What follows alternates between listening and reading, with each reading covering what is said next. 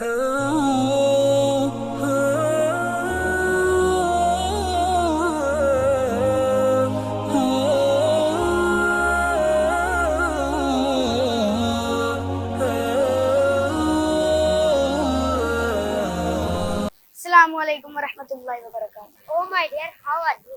ये भी कोई तरीका है इस्लाम का? ये तरीका है मॉडर्न निजाम का। मुझे लगता है ज़हनी बीमार हो तुम। क्या इस्लाम के ठेकेदार हो तुम? ठेकेदार तो नहीं पर चौकीदार हैं हम। जो भी हो तुमसे बेजार हैं हम। खदो खाल से तो तुम मुझे जनाने लगते हो। तुम आदमी मुझे सदियों पुराने लगते हो। क्या तुझे जरूरी दुआएं आती हैं?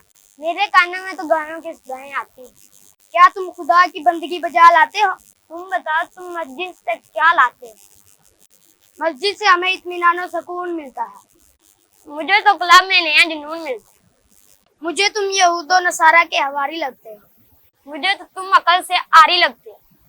तुम बावफा हो नहीं सकते भाई दोस्त यार के, क्योंकि तुम शागिर्द हो अंग्रेज मक्कार के। खुदा तुझे दीन से शनासाई दे, जो हकीकत है काश वही सुनाई दे। ओ प्यारे खुदा तुझे अमान में रखे और तू भी इस्लाम को ध्यान दे।